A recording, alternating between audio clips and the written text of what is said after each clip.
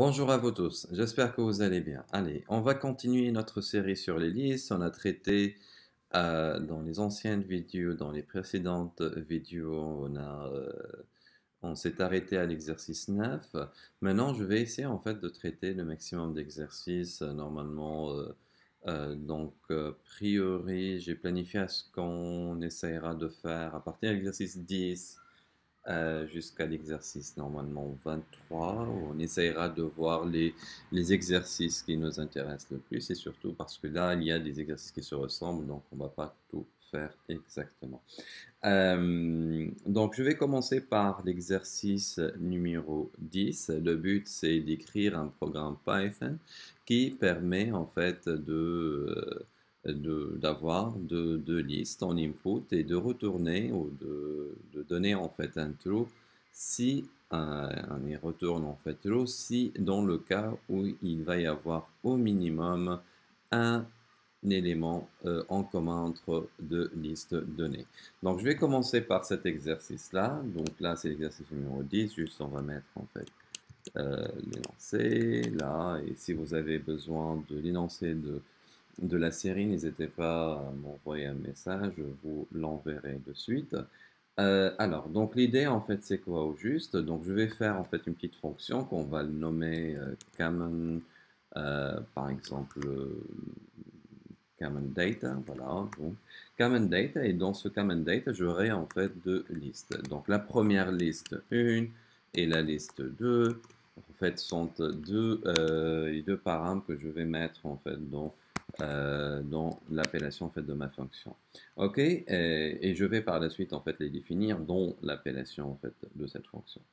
Euh, je vais retourner toujours dans le cas où il va y avoir un élément en commun. C'est juste, je vais répondre directement en fait à la question, en fait, sans trop donner en fait d'autres indications. Donc, result, ça va être au tout début initialisé à false. Et puis, en fait, je vais parcourir la première liste. For x in liste 1, par exemple. Voilà. Et puis, je parcours la deuxième liste avec un autre compteur for y in liste 2, tout simplement. Et je vais par la suite trancher, faire une condition si x égale à y, c'est-à-dire une comparaison entre les éléments, c'est-à-dire pour chaque élément de liste 1, je vais faire tous les éléments de liste 2 et par la suite donner le résultat si c'est bon, donc il va y avoir une valeur en fait true. Ok, et puis je fais return result. Voilà, exactement ça, et puis en fait j'affiche ma fonction. J'affiche, donc là ça va être un print, et je fais appel à common data et je lui donne en fait deux indications. Donc là, deux listes plutôt, 1,2, 3, 4, 5 par exemple. Là c'est la première liste, et je lui donne la deuxième liste par exemple avec une valeur commune, donc 6, 7, 8, 9 par exemple. Ok, et j'essaie de voir si tout va bien ou pas. Voilà. Et là, true, vu qu'il y a un élément en fait en commun. J'ai pas pris le cas où il n'y a pas en fait un élément en commun. Donc du coup, là, il n'y a rien en fait. Non, c'est pour dire en fait, je n'ai aucune valeur commune entre les deux, c'est-à-dire la condition. Là, il n'y a pas de return pour cette fonction. Du coup, j'ai pas pris le cas d'un élément en commun. Voilà. Donc là, j'ai juste répondu en fait à la question. Et puis, on va prendre le numéro 11. Numéro 11, en fait, oui, c'est intéressant. Write Python. Donc, on va écrire un programme Python qui va permettre d'afficher une liste après avoir éliminé les éléments, le premier élément, le cinquième élément, là, et le sixième élément. Donc, à partir d'une liste donnée, d'accord? À partir d'une liste donnée, on va éliminer l'index 0, 4 et 5. Ok, donc, je vais traiter aussi ce cas de figure. Donc là, juste, je remplace, les caractères spéciaux. Donc, edit, find and replace. je prends ce caractère spécial là et je le modifie par un simple apostrophe pour ne pas avoir de problème. Voilà. Ben, après, en fait, ce qu'on va essayer en fait de faire, bon, là, c'est une liste. Elle, par exemple. OK? Mais tout d'abord, en fait, j'aimerais bien profiter de cet énoncé-là pour rappeler ce qu'on a vu avec les numérates.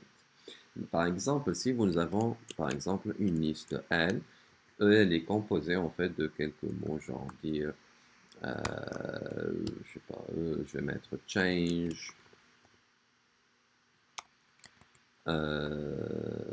je prends un autre élément, genre, je sais pas, par exemple, repeat. Voilà. Donc là, sont mes éléments, en fait, de la liste L1. Et si, en fait, je veux afficher les tuples, en fait, c'est-à-dire l'indice, l'index, par exemple, d'un élément et son contenu. Du coup, on utilisera, en fait, enumerate. Donc, for element in enumerate, et là, je lui donne, en fait, L1. Voilà.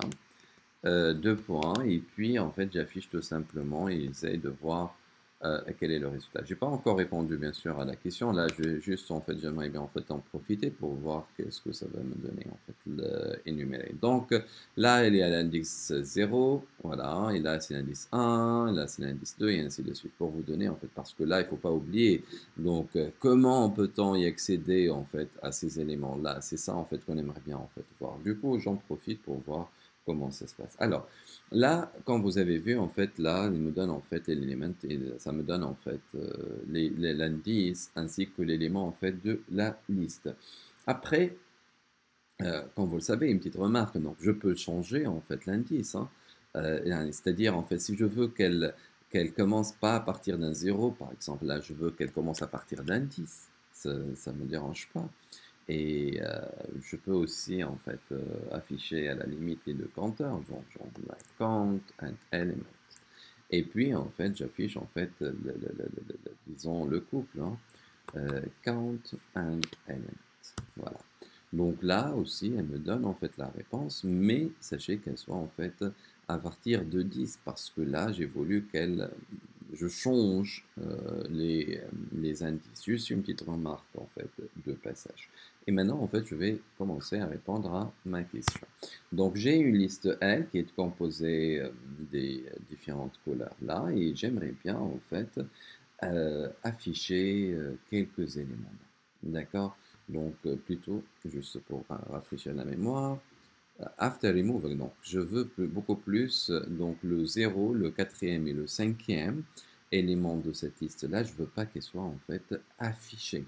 Je vais la faire en une seule ligne. Je rafraîchis et j'essaie en fait de donner ce qu'on a vu auparavant dans notre série sur la liste. Alors, je vais tout simplement faire appel à elle, d'accord, par la suite, en fait, je vais parcourir comme j'ai fait tout à l'heure avec l'exemple. Donc, je vais parcourir, par exemple, ces éléments-là. OK? Donc, X for E and X and enumerate. Voilà, enumerate la liste L. Et puis, je donne la condition, tout simplement. Donc, if E in, or not in plutôt, not in, donc là, le 0e valeur, la 4e valeur et la 5e valeur, tout simplement. Et puis j'affiche en fait ma liste L nouvellement en fait. Donc là, normalement, il va éliminer le red, 0, 1, 2, 3, 4. Il va éliminer le pink, il va éliminer l'UL. Et j'essaie de voir, voilà, exactement, donc la liste en fait de green, white and black et d'afficher suite à l'élimination en fait du 0, 4e et 5e élément. Ok, donc là c'est juste un petit aperçu de l'exercice numéro 11. Puis on va passer au 12, oui c'est sympa aussi.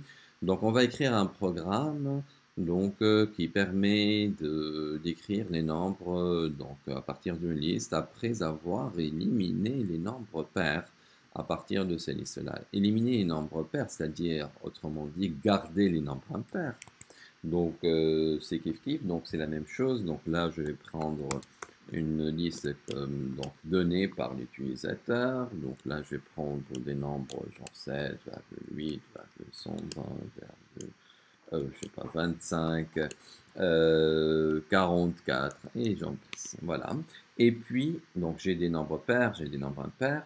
Et puis, en fait, tout simplement, je fais appel à la, fonction, à la boucle for, et j'affiche les éléments, d'accord? Donc, à la limite x, j'affiche les éléments, en fait, qui ne sont pas, en fait, pairs. Donc, for x in, donc num, voilà, if, donc, if quoi? If le nombre, en fait, il n'est pas pair, un nombre qui n'est pas pair, c'est-à-dire le reste de la division par 2 et n'est pas 0, différent de 0, donc ça va être x mode 2 différent, donc voilà, donc différent, j'essaie de trouver mon différent, voilà, différent, différent en fait de 0. Et là, tout simplement, j'affiche num pour donner en fait le résultat des éléments en fait qui ne sont pas pairs. Donc je garde le 7 et le 25 vu le 8, 120 et 44. Les nombres qui ne sont pas pairs, je les élimine. Donc et là je garde que les nombres en fait impairs. Voilà. Donc, after removing, oui, exactement. Donc, after removing even numbers, donc après avoir supprimé les nombres pairs. D'accord? Donc, je ne garde aussi, en fait, que le nombre impair. Voilà. Parfait. Alors, oui. Là, c'est important, on ne l'a pas vu, en fait. Moi, j'essaie surtout de voir le maximum, en fait, de fonctions qu'on aimerait bien en fait, qu'on aura besoin dans un stade futur ou quand on va essayer en fait de faire des mini-projets, que ce soit dans le cadre en fait du data science, de finance, de la sécurité. Donc là, on aimerait bien en fait avoir le maximum en fait de background. Alors, le 13, donc on va écrire un programme Python qui permet de brasser, de mélanger une liste L. Ok, donc là c'est l'exercice numéro 13, voilà, donc donc 13. Donc là, ce que je vais en fait faire, c'est de faire appel. En fait, nous, on l'a vu dans le mini-projet de la roulette, mais c'était en fait un nombre aléatoire. D'accord. Là, en fait, j'aimerais bien faire appel en fait à la bibliothèque random, mais on va importer la fonction shuffle, c'est-à-dire elle va me permettre en fait de mélanger une liste donnée. D'accord. Donc, est-ce qu'il nous a donné une liste? Non. Je vais prendre en fait la liste L qui était là. Donc, est-ce que j'ai la liste? Non. Donc, je vais juste faire voilà, profiter de l'exercice d'avant. Oups. Donc, là, l'exercice en fait des couleurs. Voilà, pour ne pas faire copier et mélanger. Alors, donc je vais mélanger en fait cette liste-là. D'accord. Donc, je reviens à l'exercice. Donc, juste exercice 13. Voilà. Et ce que je vais en fait faire, c'est de mélanger cette liste. Donc, tout simplement, je peux ne pas faire appel en fait exactement à random, à library random, mais tout simplement en fait from random import shuffle. Donc là, et puis directement, je fais shuffle. Donc, print. Et puis, je fais tout simplement en fait le shuffle. Voilà, de ma liste que j'ai nommée N. Voilà, exactement. Donc, et à chaque exécution, il va y avoir en fait, tiens, il va y avoir une réponse. Donc, je vais en fait faire le shuffle et puis en fait, je fais un print. OK? Donc, je fais le shuffle de L et puis j'affiche en fait le L. Voilà. Donc, et à chaque fois, il va y avoir en fait une itération. Donc, il était le red de première position, maintenant c'est le white, et ainsi de suite. Et ainsi de suite. Donc, à chaque itération, il va y avoir un mélange. C'est comme le jeu de bingo, c'est-à-dire là, mais en s'appuyant en fait sur une liste de valeurs. Donc, et j'aimerais bien qu'elle soit en fait, peu importe en fait la valeur, donc elle pourrait être en fait aussi numérique. Donc, et j'affiche en fait et je mélange mes éléments à partir de la liste de données qui est présentée dans cet exercice. Alors, on a fait l'exercice numéro 13. On va passer par la suite à l'exercice 14. Est-ce qu'il est intéressant? Oui, on va le faire. Donc, on va écrire un programme Python qui permet de générer et afficher une liste, les 5 premiers éléments de la liste et les 5 derniers éléments de la liste, des valeurs, donc avec le carré des nombres qui sont compris entre 1 et 30, 1 est compris et 30 est compris. D'accord? Ok, donc là, c'est juste, je vais mettre ça en fait là pour que nos chers abonnés arrivent à pouvoir en fait voir l'énoncé de cet exercice. Donc là, je vais mettre en petit retour à la ligne et voilà, exactement. Alors, donc tout simplement, en fait, c'est simple. Donc là, il faut en fait, déjà, on va toujours travailler avec les fonctions, c'est beaucoup plus sympathique. Donc def, donc on va mettre, on va l'appeler print value. Ok, donc print value et puis deux points. Et là, en fait, ce que je vais essayer en fait de faire, je peux faire L égale à liste, donc comme ça, ou bien je peux mettre ça, c'est kiff kiff.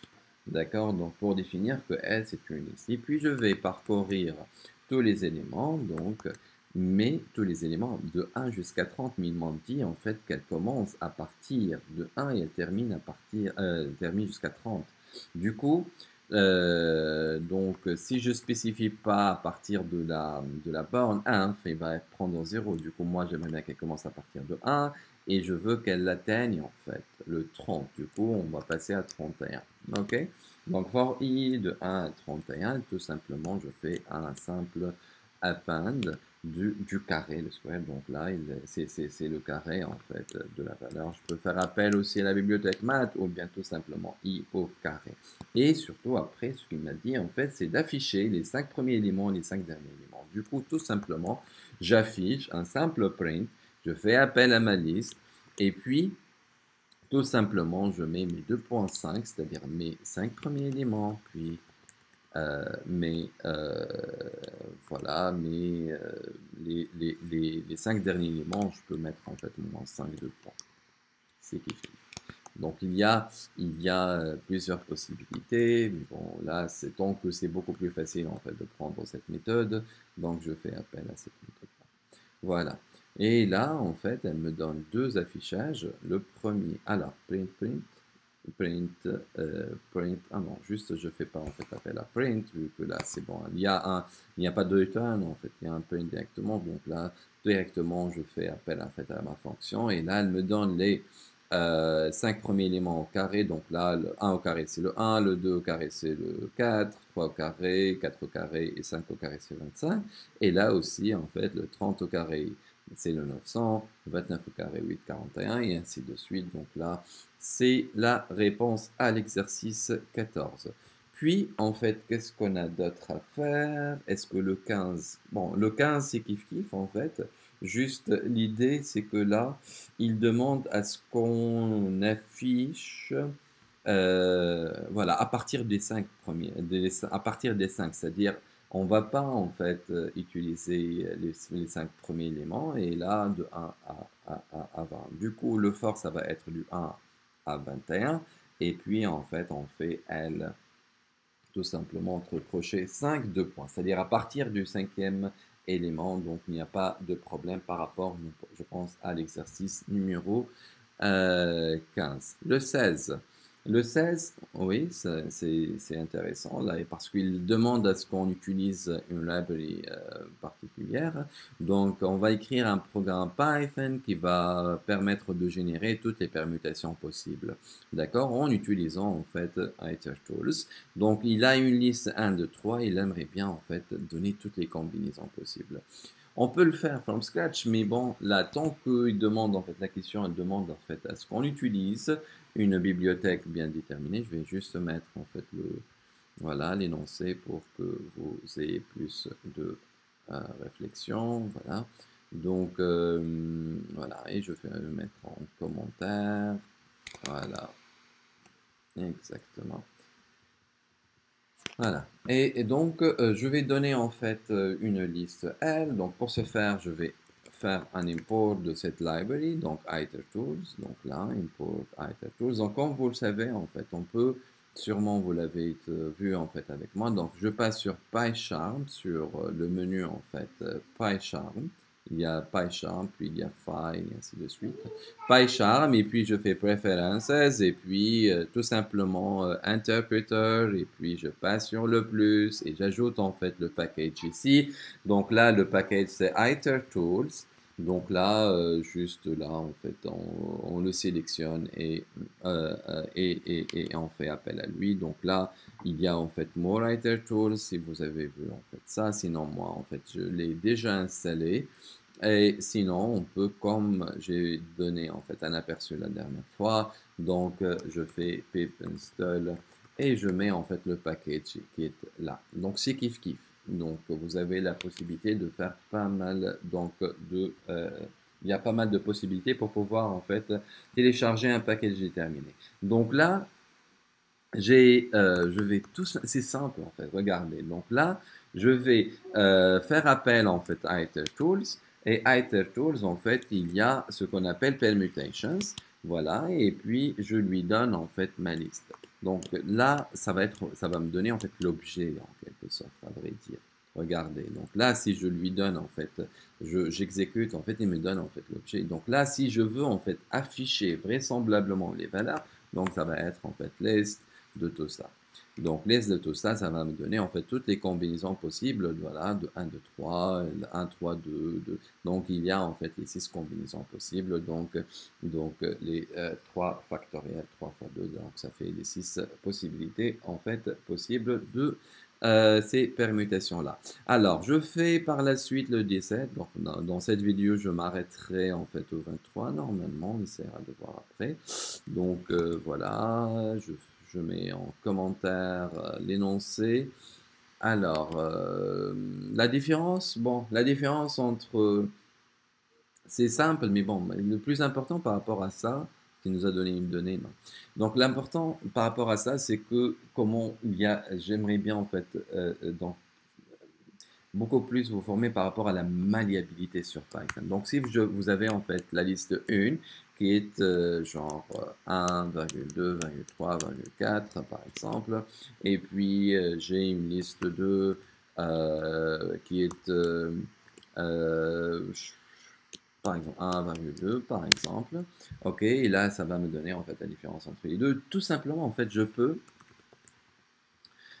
convertir en fait donc convertir les éléments. Donc regardez, je vais faire list, déjà convertir l'ensemble des éléments parce que là je vais utiliser en fait l'ensemble list.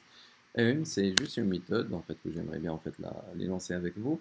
Donc là, c'est l'ensemble L1. Donc là, c'est juste un ensemble, mais juste même avant de passer en fait là, je voulais en fait vous afficher qu'est-ce que ça va me donner en fait. Celle de liste 1, ça va être en fait tout simplement l'ensemble. Il était en fait une liste entre crochets. Si je mets en fait 7, ça va devenir en fait un ensemble. C'est avec des accolades.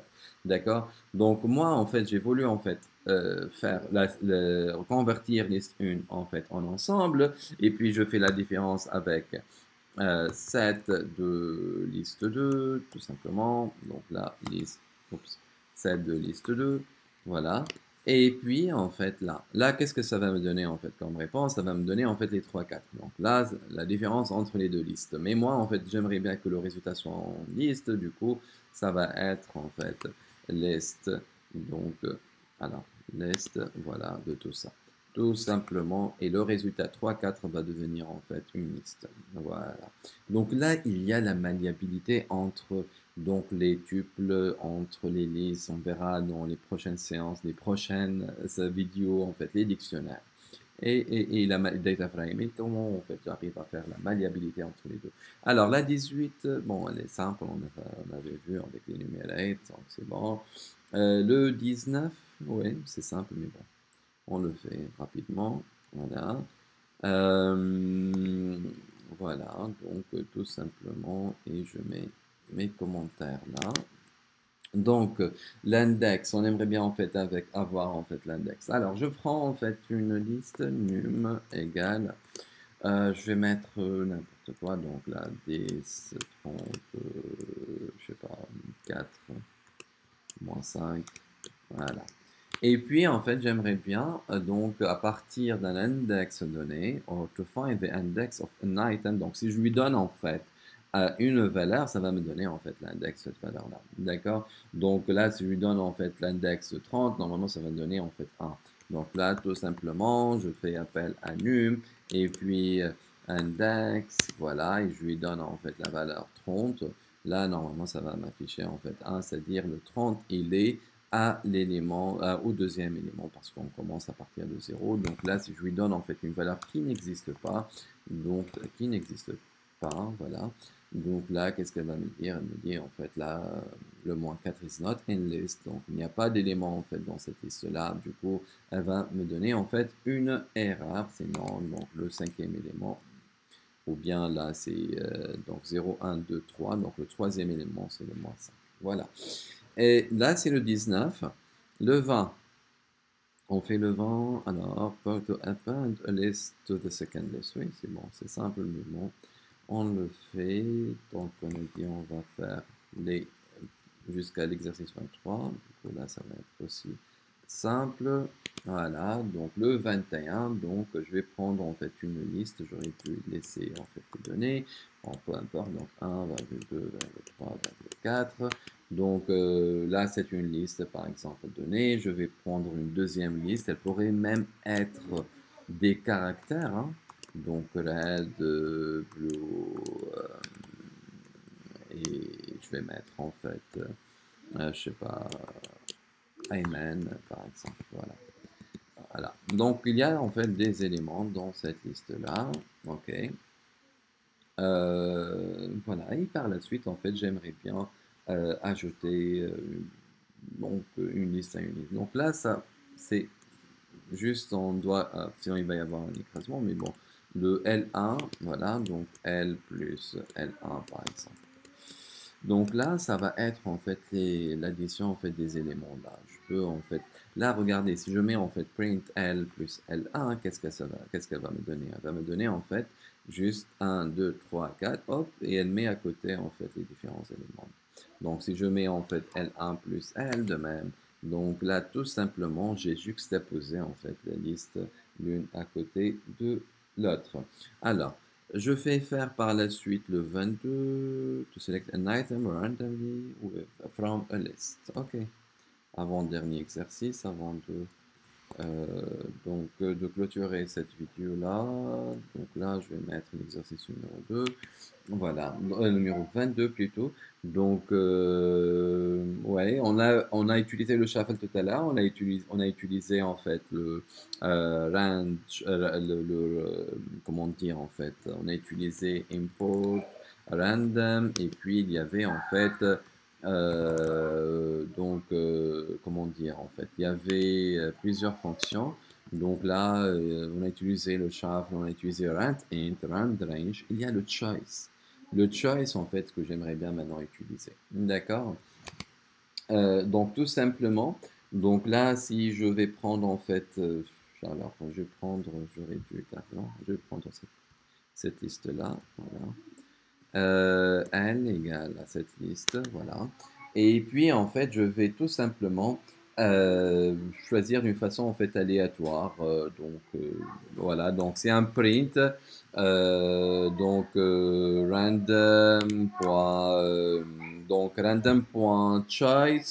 Random.choice. Et puis, je fais appel à elle. Et qu'est-ce que ça va me donner? En fait, à chaque fois, ça va me donner normalement une valeur. Voilà, la première, c'est Amy, il a de la chance. La deuxième, c'est Amy aussi. La troisième, c'est 2, voilà, donc, et ainsi de suite. Donc, à chaque fois, il va y avoir une valeur, en fait, une façon, en fait, aléatoire, à partir d'une liste, en fait, bien donnée. Voilà. Alors, allez focaliser sur Ayman, bon, tant mieux pour lui. Alors, et après, alors là, c'est pas normal. Alors, hein, tiens, le bleu, donc c'est pour faire en fait la différence. Après, alors, je vais passer en fait à l'exercice numéro 23. Donc, on va écrire un programme Python to check whether two lists are circulairement identiques. Donc là, c'est très joli en fait comme exercice. Donc l'exercice numéro 23, il est sympa, donc on va juste se copier en fait l'énoncé et on va essayer en fait de le traiter ensemble. Donc là, cet exercice, quel est son but déjà? C'est-à-dire on va vérifier si ces deux listes sont euh, circulairement identiques ou pas. Déjà, on aimerait bien en fait prendre un exemple simple. Donc d'une liste, on va nommer liste 1 égale par exemple des éléments qui sont 10,10,0,0,10 par exemple. Et je vais prendre une liste 2, donc liste 2 égale, là je vais la prendre en fait d'une façon en fait circulaire, de telle sorte en fait, je vais reprendre la même chose comme ça, et puis euh, mettre le 10, puis ça. C'est-à-dire en fait le dernier élément va devenir le premier, et là c'est circulaire en fait. D'accord, je vais prendre aussi une autre liste qui se nomme liste, je sais pas, liste 3, donc le liste 3 et qui n'est pas en fait circulaire, donc juste je vais prendre la dernière liste et la modifier légèrement, je vais mettre par exemple 1 au lieu de 10. Voilà, là c'est mes trois données et je vais essayer en fait de voir si la comparaison des deux. Donc print, déjà avant même de se lancer en fait, j'aimerais bien essayer en fait de décortiquer, on va essayer en fait de décortiquer en fait quelques trucs. Donc là si je fiche liste 1, d'accord, là, la liste 1, elle est devant nous, c'est clair. Donc, liste 1 fois 2, qu'est-ce qu'elle me donne? Elle va, en quelque sorte, doubler la liste deux fois. C'est-à-dire, elle va afficher la liste 1 la première fois et puis la deuxième fois. OK? Mais, et autrement dit, en fait, on remarque que la liste 2, elle est à l'intérieur de cette liste 1 fois 2. OK? Donc là, logiquement, une simple comparaison entre, normalement, hein, une liste 2, alors, une liste 2, voilà, in, liste 2 est telle dont liste 1 fois 2. Normalement, ça devrait être true. Mais le problème, en fait, là, ce que j'ai, c'est false. Du coup, je peux pas, en fait, la traiter de la sorte. Il faut qu'elle soit, en fait, genre, chaîne de caractères pour que je puisse, en fait, la traiter de la sorte. OK?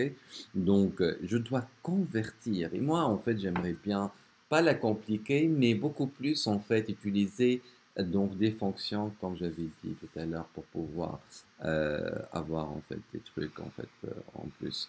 Alors, comment je vais faire? Donc print, tout simplement, là, imaginons que même avant de passer au print, je peux faire par exemple, alors, si je veux faire appel en fait au mapping, c'est-à-dire le mapping, c'est comme si en fait tu distribues. Donc le str par exemple, toute une liste donnée. D'accord, je vais prendre la liste 1, par exemple, la liste 2. Bon, liste 1 fois 2. Allez, je vais prendre en fait ce mapping là. Ok, donc si j'affiche ce résultat, ça va être en fait, là c'est aussi un objet. Il m'affiche en fait l'objet map. En fait, moi, ce que j'aimerais bien en fait faire, c'est-à-dire convertir tous les éléments de la liste 1 fois 2 en string, et là, je fais appel à join en fait. Je fais appel à join pour pouvoir la modifier en chaîne de caractères. Je mets en fait un petit espacement là pour afficher la liste 1 fois 2, mais d'une façon en fait, comment dire, d'une façon assez, donc sans qu'elles soient en fait une liste, c'est comme si en fait une chaîne de caractères. Et espacé. Et après, tout simplement, regardez la différence. Maintenant, si je veux faire la même appellation, je fais en fait le in, et là c'est la liste 2. Normalement, je vais avoir un trou ici. C'est-à-dire quoi? C'est-à-dire, j'ai affiché en quelque sorte, ok, donc si vous voulez, j'ai affiché en quelque sorte la liste 2, exactement, se termine par 0, puis la liste 1. Et là, vous voyez la liste 1 fois 2. Et là, vous voyez en fait que cette sous-liste qui est sélectionnée, elle existe en fait là. Et du coup, là, ça me donne en fait un trou, contrairement quand on a fait la comparaison en fait avec les listes. Donc, on devrait passer par les chaînes pour pouvoir comparer. Bon, il y en a en fait, sûrement en fait d'autres fonctionnalités, mais d'autres méthodes, mais là en fait j'ai traité ce cas de figure. Et là, si je voulais en fait vérifier avec le false, donc là, liste 3 en fait elle n'est pas incluse ici, donc du coup donc ça va être un false, pas un true, vu qu'il n'a pas en fait trouvé l'élément dans cette liste-là.